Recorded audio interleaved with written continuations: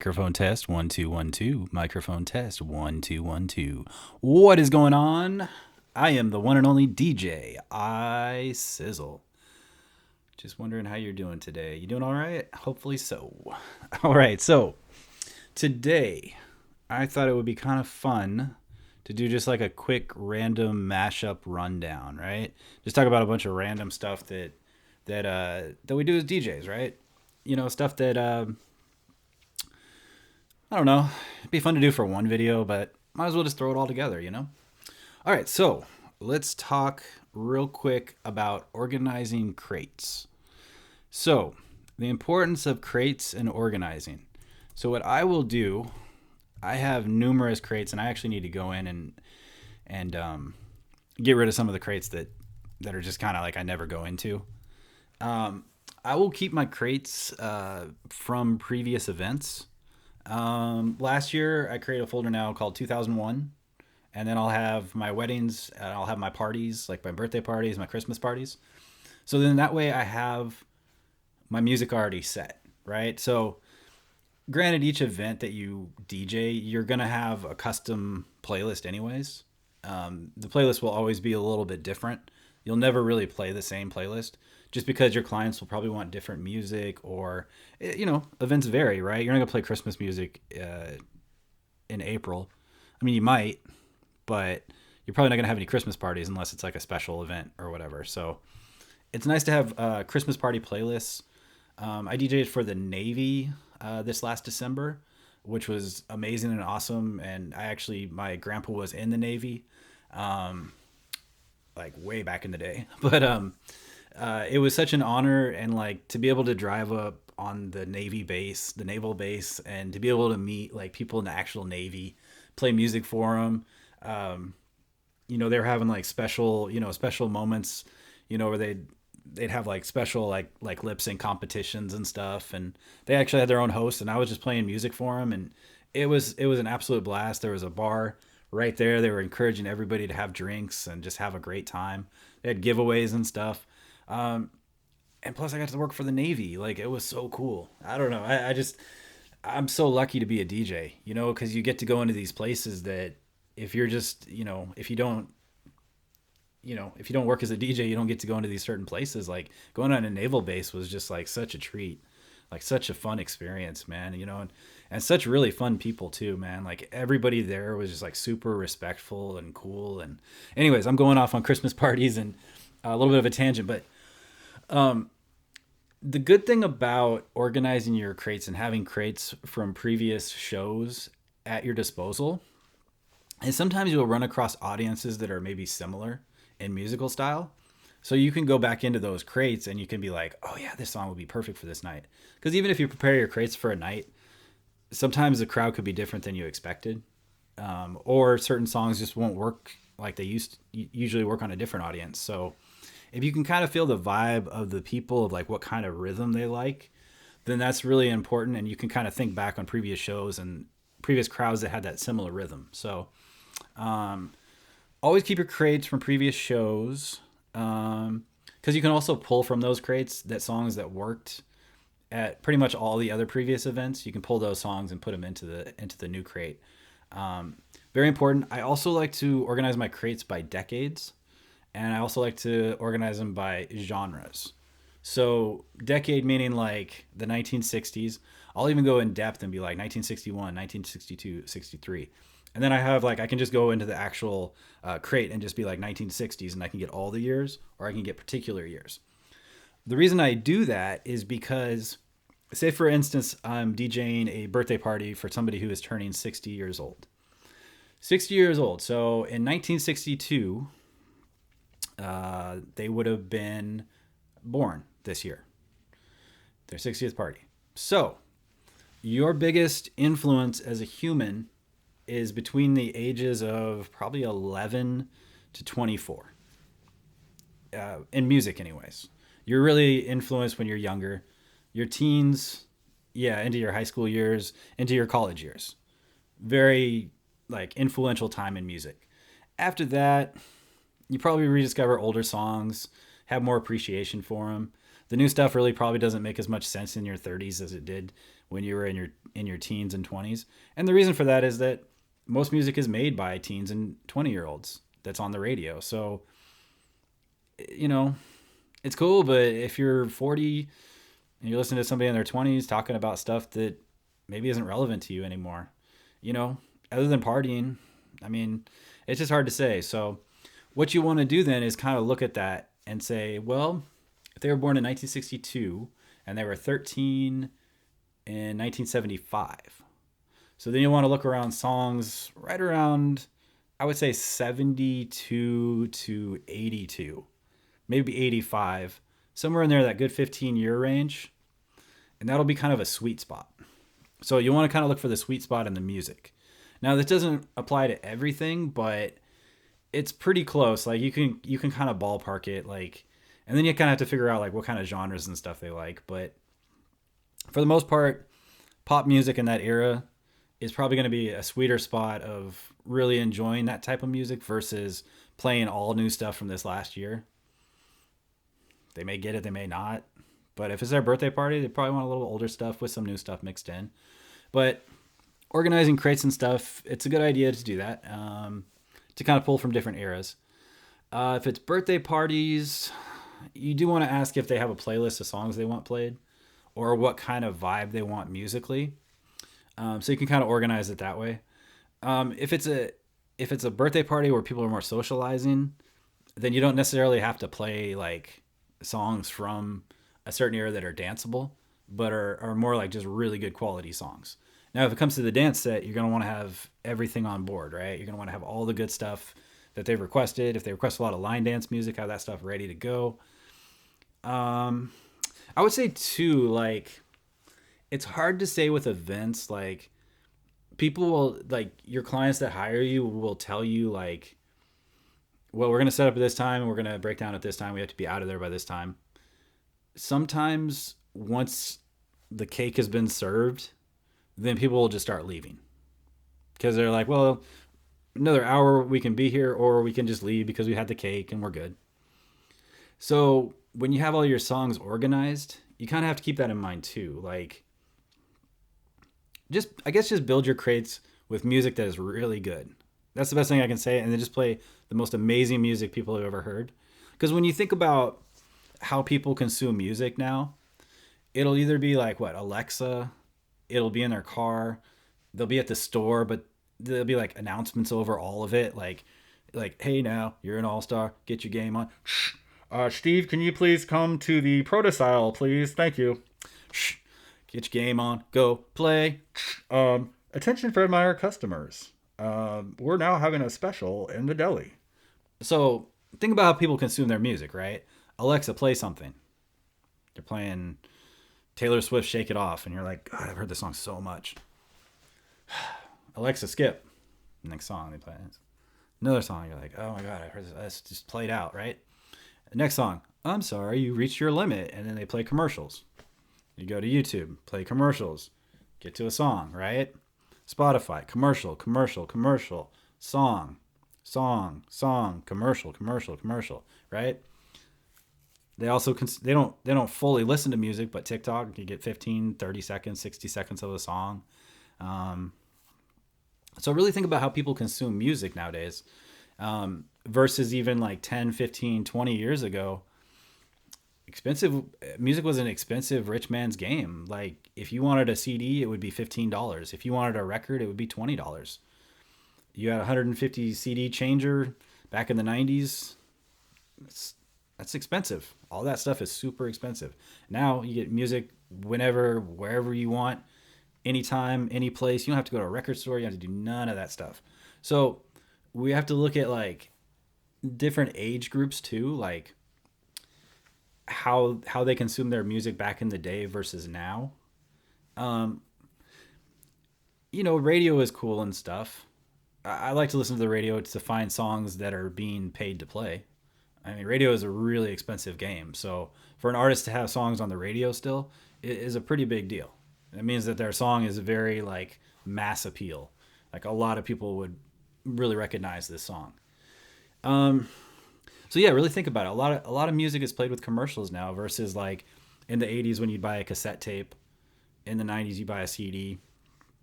2000s, you just download it onto your MP3 player. But now music is pretty much married with commercials.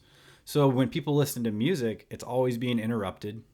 It always has some sort of commercial trying to sell you something.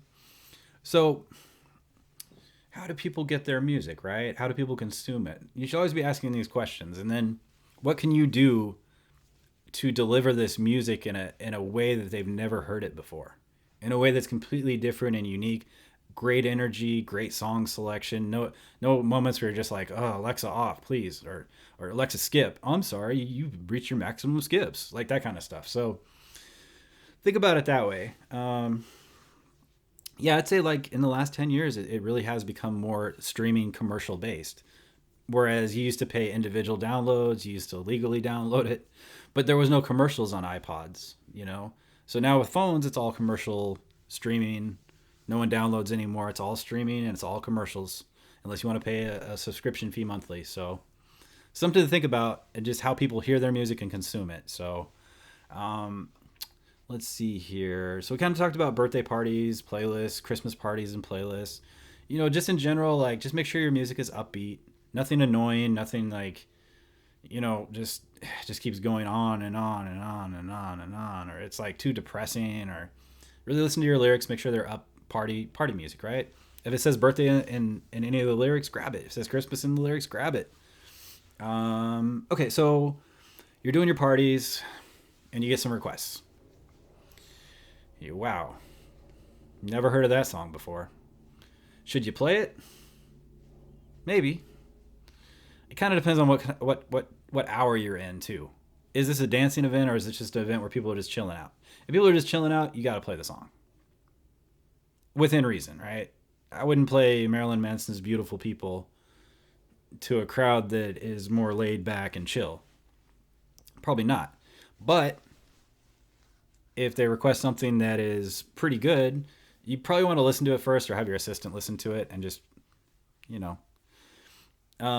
So requests, be really careful with requests. You know, like if it's at a wedding, always ask the couple before, like in your questions, like, is it okay if I play requests from guests?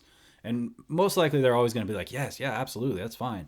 You know, and they're like, well, within reason, right? I'm like, yeah, of course, within reason. I mean, we don't want to play something that's inappropriate, you know, to whoever's there. So, you know, and most of the requests are really well-known songs that I was actually about to play. So when we keep that in mind, then, you know, and most people have really good requests. And I'll always play the request, usually the next song, especially if they're on the dance floor dancing, because that means they want to keep dancing. So it's important to play requests that are high energy. Very important, especially from people dancing on the floor. Odds are they're going to keep dancing to the song. So also, you know, if you play a request and it doesn't do well, you can always just mix it out. Or you can just play it for the people that want to dance to it. Because really a good dance floor is where you rotate people out. You don't necessarily want the same people on the floor the whole night, especially if you're playing like music that not the general audience really likes. So if you're playing like I got a request for Holiday Inn and Candy Shop. I said, okay, cool. Those are good songs. But Holiday Inn really isn't a song that a lot of people are going to know unless you're from that era and you really listened to music back then. Or Candy Shop is cool, but they're probably going to know like In the Club. And the reason I say that is because they performed in the Super Bowl. 50 Cent did In the Club. And he didn't do Candy Shop. He didn't do any other song. So keep in mind, this is the one that he's performing to the world. So In the Club would probably be a better song. But I said, well, what the heck? You know, I'll give it a go. The problem when you start playing like too much rap or too much rock is there's always somebody in the crowd that gets offended, or they're like, oh, I'd be a better DJ if you just play this music for me. And then the people will come up and they'll make a request, and it's not a very good song. It's like a song that, like, unless you were from that era, you wouldn't know it. It's not hot today. It was hot for like 3 months back then. It's a dance floor killer. So you gotta be really selective. Sometimes you can't play all the requests, but I do recommend that you play as many as you can. Especially on nights where maybe the crowd doesn't really want to dance, but they want to more like sing and just be on the sidelines. I've had nights like that, and I played every request that they asked for. And the reason I did that is because It's less decision making for me, and I don't have to heat up a dance floor for anybody because they don't really want to dance tonight. So it makes it a lot easier for me in selecting songs because they're probably going to select based on the people that are there. That's just something I could say. But with requests, just be careful. Sometimes two people will try to request a song to be rude and to like disrupt the dance floor. So you have to be really careful. If the party's jumping, the dance floor is on, and the request is not good, save the request for later. Okay. So if it gets to a point where it's like almost the end, and people are kind of just leaving, you can throw it on. Throw it on while you tear down. Go ahead. So something to think about with requests. Okay, and then this is kind of a random one: Guitar Center versus Sweetwater. And so here's what I'm going to say: I bought from both. Guitar Center is cool if you know what you want. Go into Guitar Center and be like, this is what I want. Let me buy it. I'm right here. It's easy, right? Sweetwater is good if you know what you want, but it's out of stock somewhere. So for instance, I ordered my subwoofer, I ordered it from Sweetwater, and it showed up in a huge box, heavy. It was kind of fun. Guitar Center, I bought my speakers there. I bought my board there. My 1000 SRT. I got that one in January. That thing is a lot of fun. They didn't have it in stock, but I ordered it and then they had it in store. Price wise, I think they're about the same. Guitar Center, I really like Guitar Center. I like all the people that work there. I've had a couple experiences at different locations, but then I talk to people and they're like, oh yeah, that location, like they hire people that maybe a little more arrogant about what to buy, which is cool. But if you know what you want and then you have a salesperson try to tell you to buy something else, it's really like, I've done my research. This is what I want. Like, don't try to convince me because you don't have it in stock that this is what I need to buy. So, that's the only thing I can say about Guitar Center. I really like Guitar Center. I like everything about the place. I like the setup. I like going in there, buying stuff. I like talking to the associates. It's a lot of fun. Sweetwater's cool. They'll give you a phone call. They'll make sure everything's good. They just want to check out, see what you're up to. Yeah, they're good. They send me magazines. I don't really look at them because I don't really look at magazines anymore. Yeah. So either which way, I really like Guitar Center. I like Sweetwater. I would probably buy from both. Oh, I would also say Amazon is a great place to buy, just miscellaneous stuff for your DJ equipment. Like if you need to buy a bag or something, Amazon's great for it. You need to buy microphones. They got microphones on there. You need to buy whatever. It's all there. So, Guitar Center for convenience if they have the stuff in stock. If not, Sweetwater is cool too. If they offer discounts on certain items, then buy them because they'll offer you free shipping sometimes too. So, and then Amazon's great because you order so much, they give you free shipping, and it comes really fast too. All right, and then the last thing is if you order drinks at a club or you order food at a club or at a bar, and the people that hire you like, do you want a beer? You always say yes. It's polite because they want you to drink. They're okay with you having a beer, and you DJing, then absolutely, because they're okay with it. Then yeah, you should never turn them down. Never be like, oh, I'm not drinking right now. You're at a bar. You better drink. Like that's what everybody is here doing. They're drinking. So you need to be on their level as a DJ, right? Loosens you up a little bit. You have a little more fun. Evening flows a little bit better.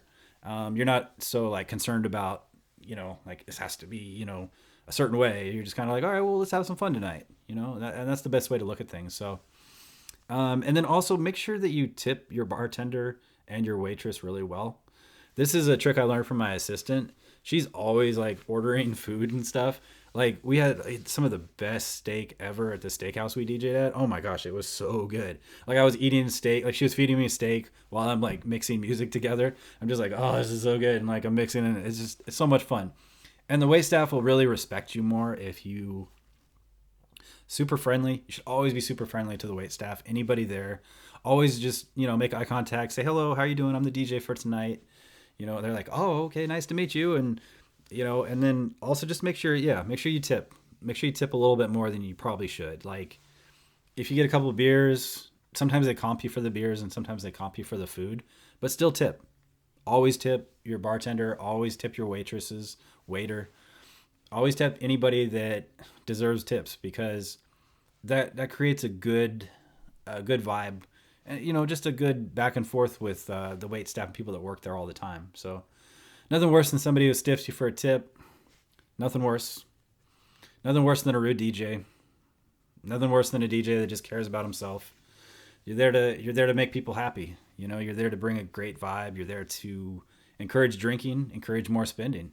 Really, I mean, at the end of it all, that's where they make a lot of their money, is through alcohol. And the wait staff's happy. They're moving around. The customers are happy. The tips are going to flow a little bit better. So that's the best thing I would say, is be really nice to your staff. Be really nice to management. Smile, shake their hand, tell them thank you, tell them you appreciate it.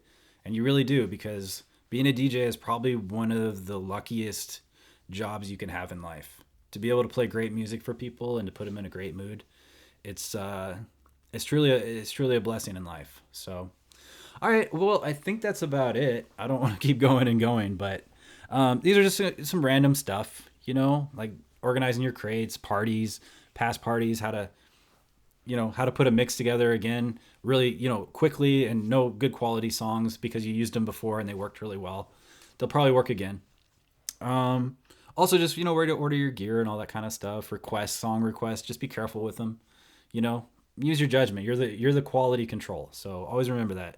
The DJ is the quality control. The DJ is the one that's going to play the best music of the night. Music that maybe you haven't heard in years. Music that's going to make people happy. They're going to sing. Be like, I haven't heard this song in 40 years. Oh my gosh, is he really doing this? Oh my gosh, it's my favorite song. So remember, that's your job. Your job is to excite people. Your job is to bring happiness.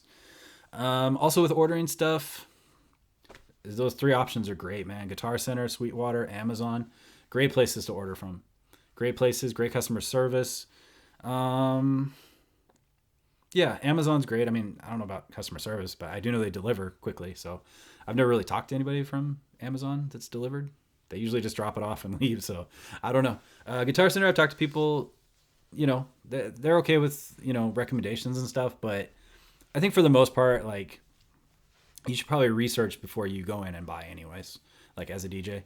Just look at reviews, look at speakers, look at, quality of your gear is very important. And then just as well as, like, I know this is random too, but just tipping your bartender and wait staff, so important. Yeah, so important. So is there any other questions you have for me? Feel free to leave them in the comments section. I always get back to my comments. I love answering questions about DJing because it is so fun. It really is. Oh yeah, make sure you hit subscribe if you want to. If not, it's whatever. You don't have to subscribe. Make sure you like it. Make sure you share it and tell a friend. And make sure that you, stay positive and stuff. And hope you have a great week coming up. All right. That's my time for now. And I will talk to you soon. All right. Excuse me. Take care.